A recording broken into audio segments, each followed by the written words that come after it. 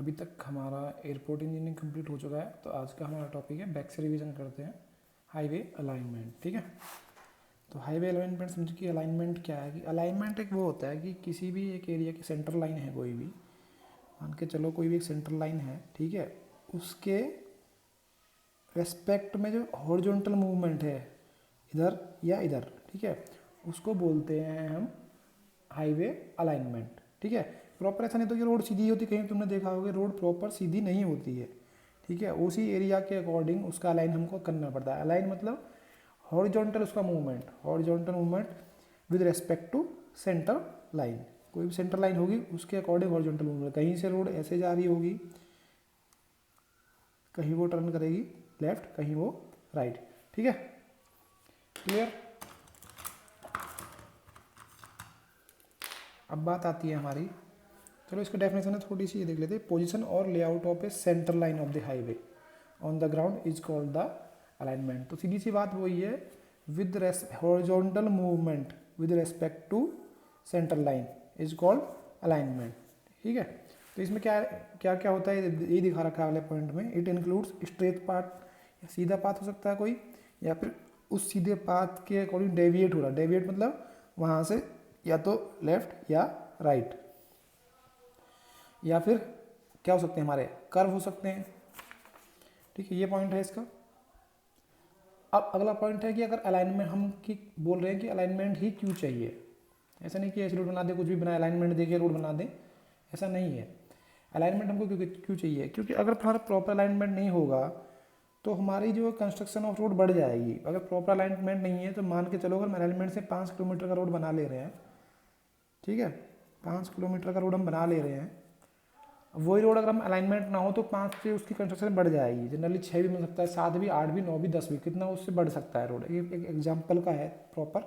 ठीक है, अब इसके अगले पॉइंट इसी से कनेक्ट है। अगले वाले देखा, अगर हमारा इंक्रीज इन कंस्ट्रक्शन होगा, मतलब रोड हमारा बढ़ रहा है, कंस्ट्रक्शन हमारा बढ़ रहा है, तो सीधी सी बात है उसकी मेंटेनेंस कॉस्ट भी बढ़ेगी।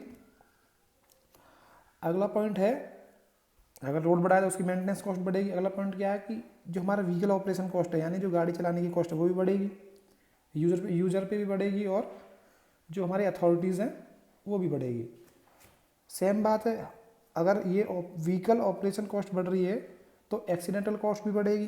ठीक है, तो समझ में आ चुका होगा कि अलाइनमेंट क्यों ज़रूरी है, मतलब प्रॉपर अलाइनमेंट होने से क्या फ़ायदा है। एक तो हमारा जो कंस्ट्रक्शन है वो कम होगा, अगर अच्छा अलाइनमेंट होगा। नहीं होगा तो कंस्ट्रक्शन बढ़ेगा, कंस्ट्रक्शन बढ़ेगा तो उसकी मेंटेनेंस कॉस्ट भी बढ़ेगी, और व्हीकल ऑपरेशन कॉस्ट बढ़ेगी, और एक्सीडेंटल कॉस्ट बढ़ेगी।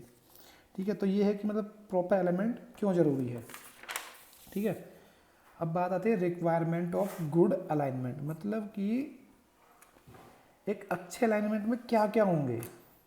ठीक है, एक अच्छे अलाइनमेंट की रिक्वायरमेंट क्या है, एक अच्छा अलाइनमेंट कौन सा होगा, तो समझते हैं। पहला है कि शॉर्ट, मतलब अच्छा अलाइनमेंट होगा वो हमारे जो वे को शॉर्ट करे। ये तो जनरली बात है कि हम अच्छा रोड उसी को मानते हैं जो शॉर्ट होता है।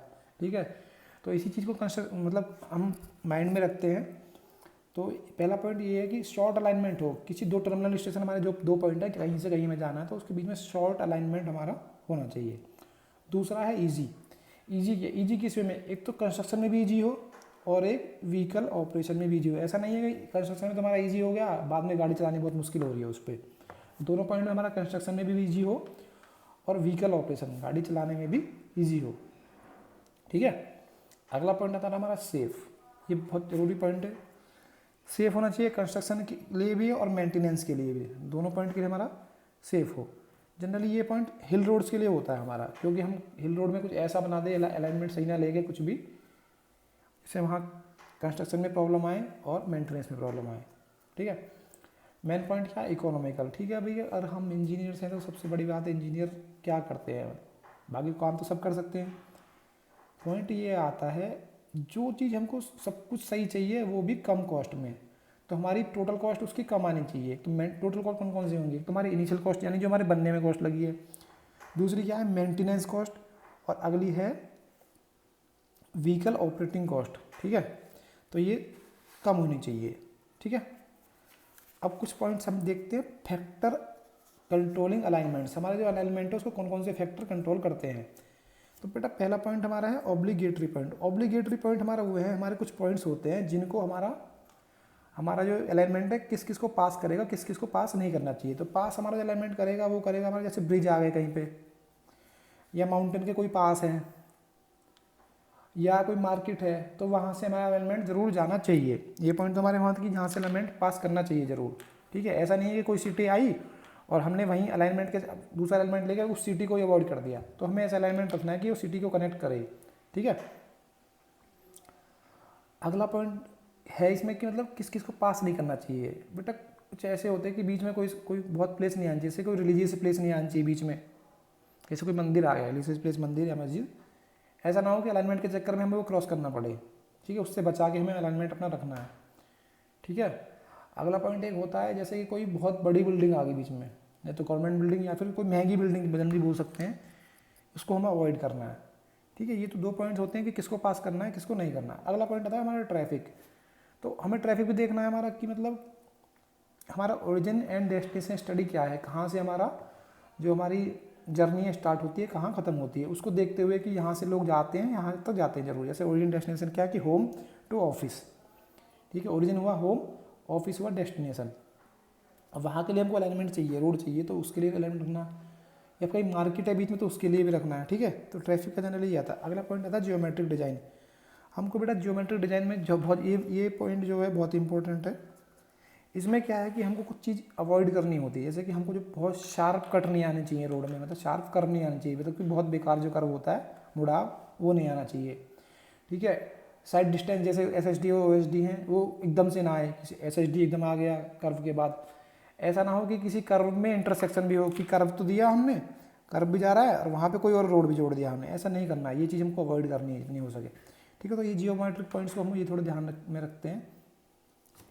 अगली मेन चीज़ क्या है, इकोनॉमिक। सेम पॉइंट वही है जो पहले वाला था कि इकोनॉमिकल होना चाहिए, ईजी टू ऑपरेट हो, ईजी टू कंस्ट्रक्शन हो, मेंटेनेंस कम पैसा लगे उसमें। ठीक है, ऐसा हमको डिजाइन करना है। ठीक है, कुछ अदर कंसिडरेशन होती है जैसे कि हमारा कि वो पॉलिटिकल कैसा एरिया है, वो दूसरा क्या है कि उसमें ड्रेनेज यानी पानी की निकासी हो। तो ये पॉइंट हमको ध्यान में रखने हैं। तो ये हमारा अलाइनमेंट्स का आज टॉपिक क्लियर है। तो बी सेफ और अच्छे से ये पढ़ना है। कोई डाउट आए तो पर्सनली मुझे कॉल कर सकते हो।